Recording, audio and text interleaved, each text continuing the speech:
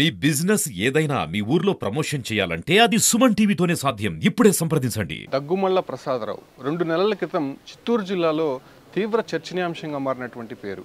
బాపట్ల నుంచి చిత్తూరు జిల్లాకి చంద్రబాబు అభ్యర్థిగా తీసుకురావడానికి కారణాలేంటి? ముఖ్యంగా తెలుగుదేశం పార్టీ అధినేత సొంత జిల్లా అయినటువంటి చిత్తూరు జిల్లాలో ఏ అభ్యర్థిని నిలబెట్టాలన్నా ఆయన 1కి 10 సార్లు ఆలోచిస్తూ ఉంటారు. అటువంటి నమ్మకాన్ని ప్రసాదరావు గారిపైన ఎందుకు ఉంచాల్సి వచ్చింది? బాపట్ల నుంచి చిత్తూరు పార్లమెంట్కి ఎందుకు ఆయన్ని సెలెక్ట్ చేశారో ఆయనతోనే మాట్లాడదాం. సార్ నమస్కారం.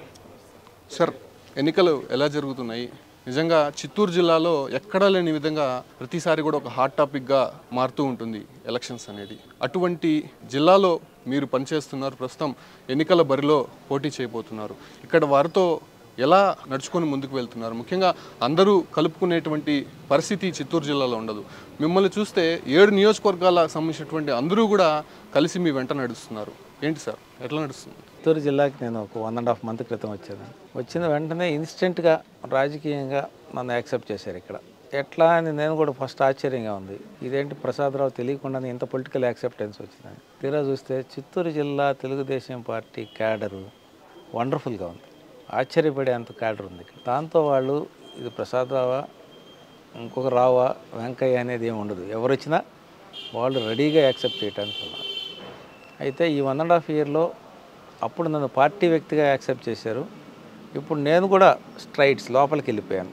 లోపలికి వెళ్ళిపోయి మేము చేసిన ప్రచార కార్యక్రమాలు కానీ లేకపోతే మేము మాట్లాడిన విధానం కానీ చూసి ప్రజలు ప్రసాదరావుని కూడా ఇప్పుడు గుర్తిస్తున్నారు. సో ఈ రెండు కలిపి తెలుగుదేశం పార్టీ ఖచ్చితంగా విజయం సాధించేదనే పరిస్థితి తీసుకొచ్చారు. అలాగే ఎమ్మెల్యే అభ్యర్థులందరూ ఒక్క చంద్రబాబు నాయుడు గారు కుప్పం తప్పించి మిగతా 6 కూడా సొంత బ్రదర్స్ లాగానే ట్రీట్ చేస్తున్నారు. చాలా కోఆపరేషన్ ఉంది, కోఆర్డినేషన్ ఉంది. వాళ్ళు ప్రచారం చేసే విధానం, నన్ను కలుపుకునే విధానం చూస్తుంది చాలా వండర్ఫుల్గా ఉంది. సో దానివల్ల ఏంటంటే ప్రజలకు ఒక ఇండికేషన్ వచ్చింది, వీళ్ళు బాగా కలిసి పనిచేస్తారు, వీళ్ళు సమర్థవంతమైన పని చేసి పాలన మనకు అందిస్తారు, చట్టచపల్లో వీళ్ళు కరెక్ట్గా మనల్ని రిప్రజెంట్ చేస్తారనే విషయాన్ని వాళ్ళకి అర్థమైపోయింది. అందువల్లనే ఈరోజు మీరు చూస్తే ఎక్కడ చూసినా విపరీతమైన ప్రజలు వస్తున్నారు, విపరీతమైన ఆదరణ లభిస్తుంది. సార్, పొలిటికల్ సైన్స్ చేశారు, జర్నలిజం చేశారు, జర్నలిజం నుంచి మళ్ళీ సివిల్స్కి వచ్చారు, ఐఆర్ఎస్ నుంచి వాలంటీర్ రిటైర్మెంట్ తీసుకొని అటు మీ కన్స్ట్రక్షన్ వైపు వెళ్ళారు, మళ్ళీ ఇప్పుడు రాజకీయాల వైపు వచ్చారు.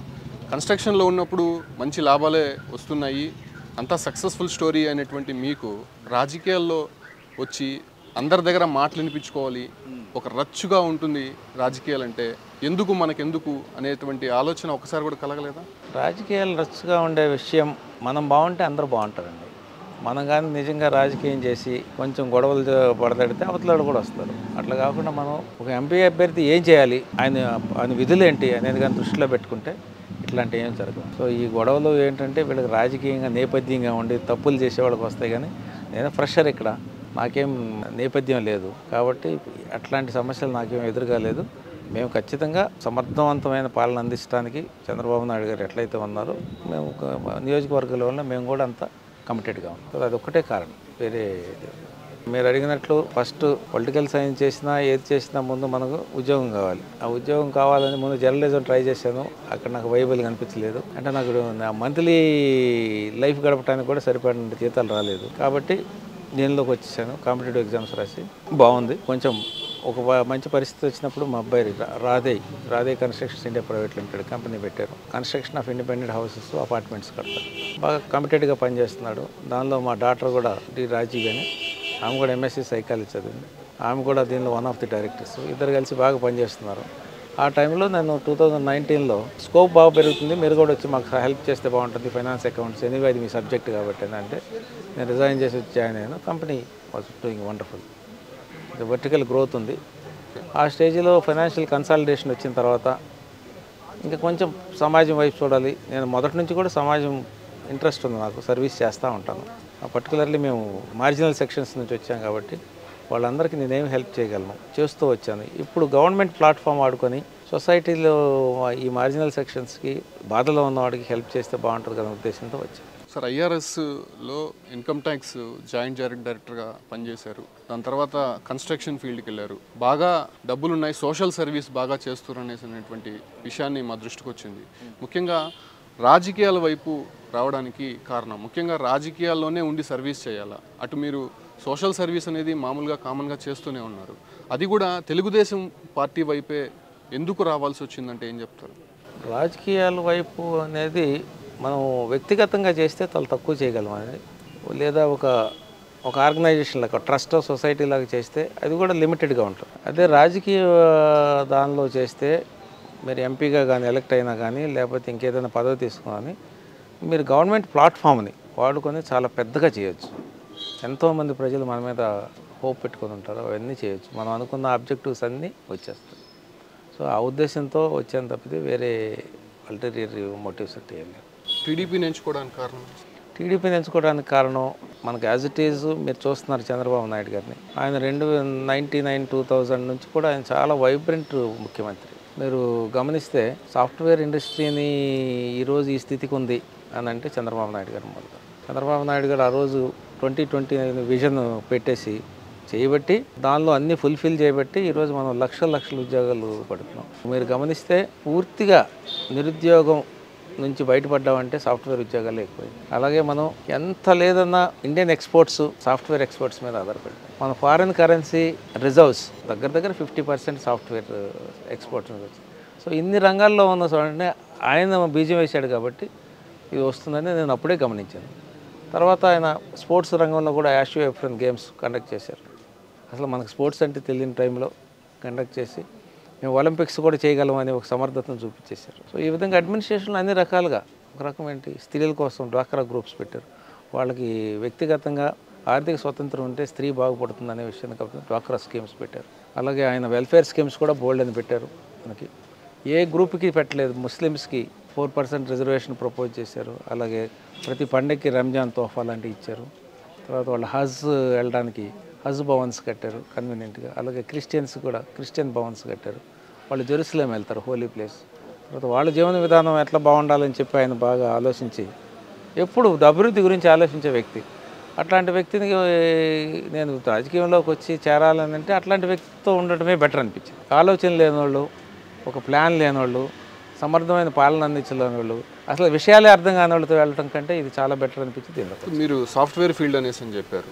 అంటే మన ఏపీలో ఉండేటువంటి యువత బెంగళూరుకో, చెన్నైకో, హైదరాబాద్కి వెళ్ళి అక్కడ ఉన్నటువంటి ఐటీ సాఫ్ట్వేర్ కంపెనీల్లో ఉద్యోగాలు చేయాల్సినటువంటి పరిస్థితి ఏర్పడింది. అంటే ఇక్కడ రాజధాని కూడి పెడుతుందా అనేటువంటి కామెంట్స్ కూడా కొంతమంది వైసీపీ నేతలు చేశారు. నిజంగా రాజధాని అనేది కూడి పెడుతుందంటారా? రాజధాని వేరు, ఉద్యోగాలు రావటం వేరండి.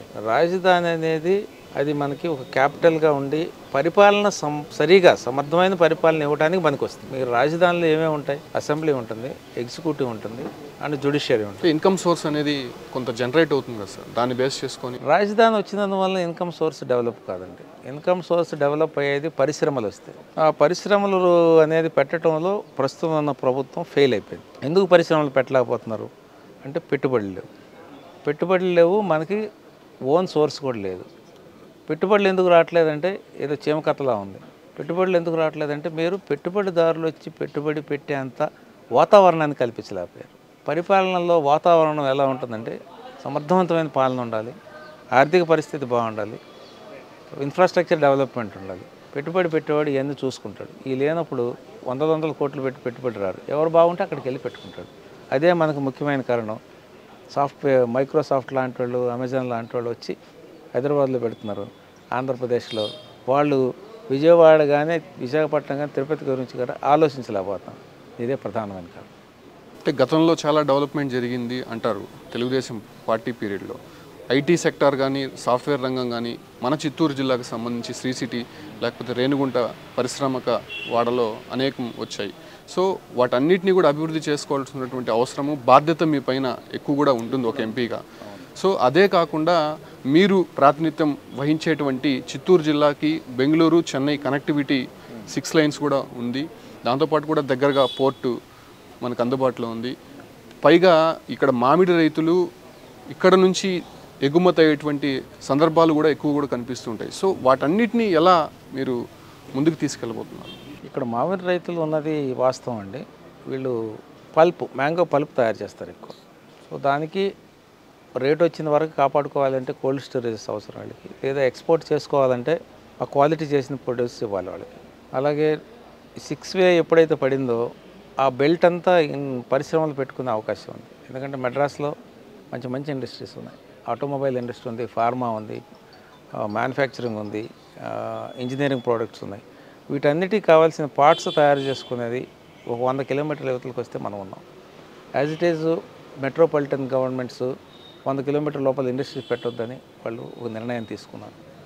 అట్లా నిర్ణయం తీసుకున్నప్పుడు 100 కిలోమీటర్లు దాటితే చిత్తూరు ఉంది. చిత్తూరులో పెట్టుకొని యాన్సిలరీ ఇండస్ట్రీస్ అంటారు, వాటిని ఎంఎస్సిఎంఈస్ అంటారు.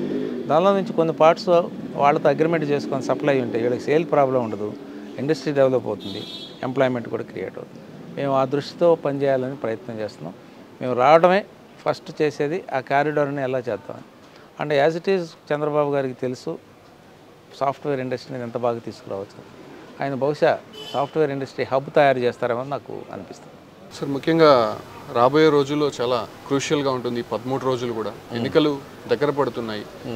మిమ్మల్ని టార్గెట్ చేస్తూ చిత్తూరులో ఉన్నటువంటి కొంతమంది వైసీపీ నేతలు దాడులకు దిగారు. దాంతోపాటు కూడా ఎలక్షన్ కమిషన్కి లేనిపోని ఫిర్యాదులు చేశారు.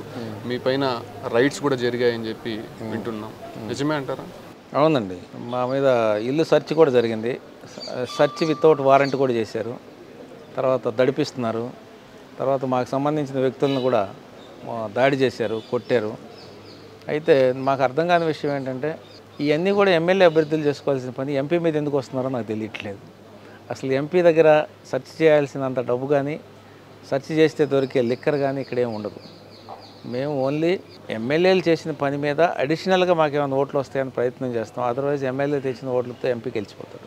మేము ప్రత్యక్షంగా వెళ్ళిపోయి ఎవరికి ప్రలోభ పెట్టడం కానీ ఉండదు. మేము ఎంతసేపటికి నేను కొత్తగా వచ్చాను కాబట్టి నా నేమ్ ఎంతవరకు పెనట్రేట్ అవుతుంది సొసైటీలో, ఎంతవరకు ఈ నియోజకవర్గంలో వెళ్ళగలుగుతాను, ఓట్లు కమాండ్ చేసుకోగలను అనే విషయాన్ని అర్థం చేస్తాను. కానీ మీరు దీన్ని ఎందుకు వీళ్ళు పరవర్షంలో తీసుకొని నా మీద చేస్తున్నారో నాకు కూడా ఇప్పుడు అర్థం కాలేదు.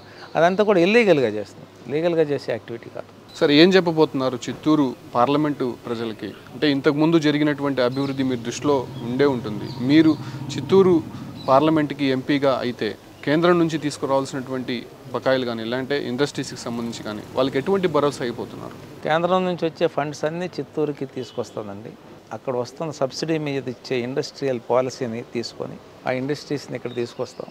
తర్వాత డిఫెన్స్ ఇండస్ట్రీలో, రెన్యూబుల్ ఇండస్ట్రీలో ఆత్మనిర్భర్ కింద ఇస్తున్న సెంట్రల్ గవర్నమెంట్ ఇస్తున్న అన్ని సబ్సిడీలు తీసుకొస్తాం. తీసుకొచ్చి వీళ్ళకి సబ్సిడీ మీద ఇక్కడ స్మాల్ స్కేల్ ఇండస్ట్రీస్ పెట్టడానికి ట్రై చేస్తాం.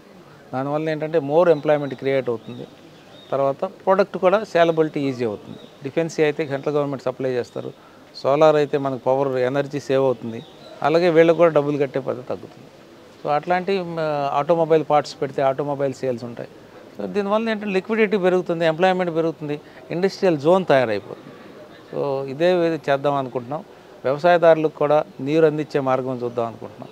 మీకు తెలుసు హంద్రీ నీవా, తెలుగు గంగా ఎండిపోయి ఉన్నాయి. దానికి కావాల్సిన ఇంటర్ కనెక్టివిటీ ఆఫ్ రివర్స్ చేసి గోదావరి నుంచి ఎక్సెస్ పోయే టీఎంసీ వాటర్ని ఐ థింక్ 1,00,000 టీఎంసీ వదులుతాం సముద్రంలోకి. దాన్ని తెచ్చి ఇంటర్ కనెక్టివ్ కృష్ణా తీసుకొచ్చి శ్రీశైలం నుంచి రాయలసీమకు కూడా నీళ్లు తీసుకొచ్చే ప్రయత్నం చేస్తాం. ఈ ప్రపోజల్ ఆల్రెడీ ఉంది, దాన్ని మేము పుష్ చేయటమే ఇప్పుడు మేము కావాల్సింది. చంద్రబాబు గారి ఐడియా ఉంది కాబట్టి చంద్రబాబు గారి మాలాంటి వాళ్ళ సహాయం తీసుకొని లేకపోతే చంద్రబాబు గారి ఐడియాని ఇంప్లిమెంట్ చేసేస్తే మేము అందరం కూడా చాలా పనిచేశారు. సార్, నిన్న హలో లోకేష్ కార్యక్రమంలో మీరు స్పీచ్ ఇచ్చారు. దాంట్లో అంటే కొత్తగా వచ్చేటువంటి ఫ్రెషర్స్కి స్వతహాగా కొన్ని పరిశ్రమలు ఏర్పాటు చేయడానికి తోడ్పాటును అందిస్తాను, దానికి సంబంధించినటువంటి ఐడియాలజీ ఇవ్వబోతున్నాను, ఇప్పుడే డెస్క్ అనేది ఏర్పాటు చేశానని చెప్తున్నారు. సో ఆ ప్రాసెస్ ఎలా ఉండిపోతుంది, వాళ్ళకి ఎటువంటి భరోసా అయిపోతున్నారు? ఇప్పుడే చెప్పాను మీకు, సెల్ఫ్ రిలయన్స్ దీని కింద సెంట్రల్ గవర్నమెంట్లో మనకి బోల్డ్ అయిన అవకాశాలు కల్పిస్తుంది. అలాగే స్టేట్ గవర్నమెంట్లో కూడా బోల్డ్ అయిన అవకాశాలు ఉంటాయి. పరిశ్రమలు సొంతంగా స్వచ్ఛందంగా పెట్టుకొని వీళ్ళే ఎంప్లాయ్మెంట్ క్రియేట్ చేయాలి. అంతసేపటి గవర్నమెంట్ ఎంప్లాయ్మెంట్ మీద లేకపోతే ఎవరో పరిశ్రమ పెడితే ఉద్యోగాలు చేయడం కాకుండా వీళ్ళే చేసి ఎంప్లాయ్మెంట్ ఇచ్చే పరిస్థితి చూడాలి. చిన్నదైనా పెద్దదైనా ఎవరు స్తోమతను బట్టి వాళ్ళకి కావాల్సిన గైడెన్స్ ఇవ్వడానికి నేను ఇక్కడ హెల్ప్ డెస్క్ పెట్టబోతున్నాను. Help desk full fledged office పెడుతున్నాను. 2-3 పని చేస్తారు, 2-3 కంప్యూటర్స్ ఉంటాయి. వీళ్ళు వచ్చినవన్నీ మెయిల్ ద్వారా రికార్డ్ చేస్తాం. మేము ఎవరికి అది ఫార్వర్డ్ చేస్తాం. నా పర్సనల్ ఇంటర్ఫియరెన్స్ వచ్చి చేస్తాం. వీళ్ళకి ఫైనాన్షియల్గా ఇన్స్టిట్యూషన్స్ నుంచి ఏం వస్తాయి, ఒక పారిశ్రామికవేత్తగా తయారవడానికి సపోర్ట్, క్యాపిటల్ సపోర్ట్ ఎట్లా దొరుకుతుంది, సబ్సిడీ ఎలా వస్తాయి, ఇవన్నీ వీళ్ళకి ఎక్స్ప్లెయిన్ చేసి ఉత్సాహవంతులందరినీ ఎంకరేజ్ చేస్తాం. సార్ దాదాపు ఏపీలో ఇప్పుడు 10 లక్షల కోట్లు అప్పు అనేది కనిపిస్తోంది. మీరు సూపర్ 6 అనేటువంటి ఒక మేనిఫెస్టోని రిలీజ్ చేశారు. దీనికి కొంత లెక్కల గణాంకాలు వేసుకుంటే దాదాపు 1.5 కోట్ల రూపాయలు, 1 లక్షల కోట్ల రూపాయలు అవసరమవుతుందని చెప్పి కూడా తెలుస్తుంది. అప్పుల్లో ఉన్నటువంటి ఆంధ్రప్రదేశ్ని ఇలాంటి స్కీములతో ద్వారా ఎలా ముందుకు తీసుకెళ్ళబోతున్నారు? మంచి ప్రశ్న అడిగారండి. ఇదేంటంటే అప్పులున్న రాష్ట్రాన్ని తీసుకొని స్కీముల్లో ఎలా ఇస్తారని. చంద్రబాబు నాయుడు గారు ఈ హిమ్సెల్ఫ్ ఈజ్ ఏ బ్రాండ్, మీ అందరికీ తెలుసు. ఆయన సీఎం అయితేనే పెట్టుబడులు వస్తాయి, ఆయన సీఎం అయితేనే ఇండస్ట్రీలు పెట్టదామని వస్తారు, రెవెన్యూ జనరేట్ అవుతుంది. తర్వాత ఆయన పరిశ్రమలు ఎప్పుడైతే పెట్టాడో, ఎంప్లాయ్మెంట్ ఎప్పుడైతే పెరుగుతుందో ట్యాక్స్ రెవెన్యూ పెరుగుతుంది. అలాగే ఇప్పుడు ఏదైతే క్యాపిటల్ సీపేజ్ అవుతుందో, రెవెన్యూ సీపేజ్ అవుతుంది లిక్కర్లో కానీ, తర్వాత ల్యాండ్ రెవెన్యూలో కానీ, లేకపోతే అదర్ సోర్స్ ఏవైతే ఉన్నాయో వీటిలో అంతా సీపేజ్ అవుతుంది. దాన్ని అరెస్ట్ చేస్తే బ్రహ్మాండమైన రెవెన్యూ వస్తుంది. ఆ రెవెన్యూతో బహుశా అప్పులు ఇక ఫర్దర్ చేయకపోవచ్చు, ఆ రెవెన్యూతో పరిపాలన సరిపోతుంది. అప్పులు చేయకుండా ఉన్న అప్పుల్ని ఎట్లా అరెస్ట్ చేయాలనే ఆలోచన అయితే చేస్తారు, తప్పకుండా జరుగుతుంది. అలాగే సెంట్రల్ గవర్నమెంట్స్ రావాల్సిన మనకు షేర్స్, ఇన్కమ్ ట్యాక్స్ కానీ, జీఎస్టీ కానీ, అలాగే మనకు రావాల్సిన గ్రాంట్స్ ఇన్ ఎయిడ్ కానీ, ఇవన్నీ కూడా మనం అలయన్స్లో ఉన్నాం కాబట్టి బాగా వచ్చే అవకాశం ఉంది. ఐ థింక్ చంద్రబాబు నాయుడు సమర్థతో ఇవన్నీ మేనేజ్ చేసేస్తారు.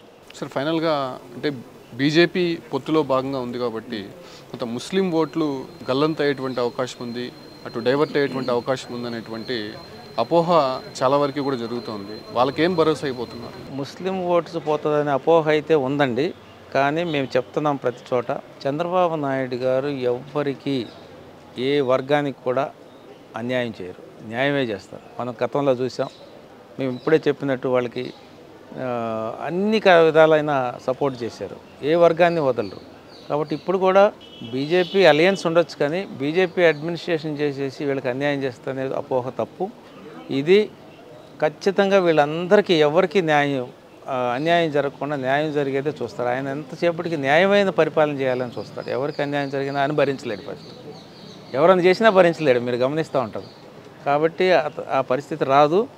అయితే ఇప్పుడు మనం పెట్టుకున్న అలయన్స్లో కొంచెం ఆర్థిక కోణం ఉంది. ఆయన ఎంతసేపటికి మీరు ఈ పొలిటికల్ కోణం అనుకుంటున్నారు, కాదు. ఎందుకంటే అక్కడ ఆ సెల్ఫ్ రిలయన్స్ స్కీమ్స్లో అవి ఒక 50 ఇండస్ట్రీలు ఉన్నాయి. దాన్ని కొన్ని తీసుకొచ్చి మన యూత్కి అందిస్తే అన్ఎంప్లాయ్మెంట్ని అడ్రస్ చేసినట్టు అవుతుంది, ప్రొడక్షన్ పెరుగుతుంది. ప్రొడక్షన్ ఎప్పుడైతే పెరిగితే రెవెన్యూ పెరుగుతుంది, ప్రజల జీవితాల్లో వెలుగు వస్తుంది. దానికోసం తర్వాత ఫెడరల్ స్టేట్ మనది సమైక్య రాష్ట్రం కాబట్టి మంచి సంబంధాలు ఉంటే మనకి ఫండింగ్ బాగా వస్తుంది. ఈ రెండు ఉద్దేశంతో అలయన్స్ని చూడాలి, కానీ మనం వేరే ఉద్దేశంతో చూడకూడదని మన మైనారిటీ సభ్యులందరికీ కూడా నేను నమస్కారం చేసి చెప్తున్నాను. ఏదైనా సరే ప్రజల కోసం, రాష్ట్ర అభివృద్ధి కోసం చేసిందే కానీ వేరే ఉద్దేశం దీనిలో లేదు. కాబట్టి మీరు అర్థం చేసుకొని మన రాష్ట్ర అభివృద్ధికి, మీ అభివృద్ధి కోసం ఈ అలయన్స్ ఉందనే విషయాన్ని అర్థం చేసుకోండి. థ్యాంక్ యూ ప్రసాదరావు గారు, ఆల్ ద బెస్ట్ మీకు. థ్యాంక్ యూ అండి. మీరు ఉన్నటువంటి ఆలోచనలను ఎక్స్ప్రెస్ చేసినందుకు. చూస్తున్నాగా నిజంగా కొత్త రాష్ట్రానికి చంద్రబాబు ముఖ్యమంత్రి అయినప్పుడు రాష్ట్రం పూర్తి స్థాయిలో అప్పుల్లో ఉన్నింది. దాని నుంచి ఒక విజన్ వైపు తీసుకెళ్లాలనేటువంటి ఒక ఆలోచనతో చంద్రబాబు ఉన్నారు. కాకపోతే గడిచినటువంటి 5 సంవత్సరాల్లో ఆంధ్రప్రదేశ్ పూర్తిగా అప్పుల్లో ఉండిపోయింది. పూర్తిగా దాదాపు 20 సంవత్సరాలు వెనకబడిపోయింది. సో మళ్ళీ ఆంధ్రప్రదేశ్ని పునర్నిర్మించుకునేందుకు చంద్రబాబుతో పాటు తాను తోడ్పాటును అందిస్తాను, తనకున్నటువంటి అనుభవాన్ని, తను పనిచేసినటువంటి అనుభవాన్ని రంగరించి యువతకి ముఖ్యంగా ఉద్యోగ అవకాశాలు కల్పించే విధంగా, అదేవిధంగా సెంట్రల్ నుంచి రావాల్సినటువంటి నిధులను తీసుకురావడంతో పాటు ఇరిగేషన్ ప్రాజెక్టు, అదేవిధంగా హార్టికల్చర్ను కూడా అభివృద్ధి చేసే విధంగా తాను తోడ్పాటును అందిస్తానని చెప్పి కూడా దగ్గుముళ్ళ ప్రసాదరావు స్పష్టం చేస్తున్నారు. Keep watching Suman TV.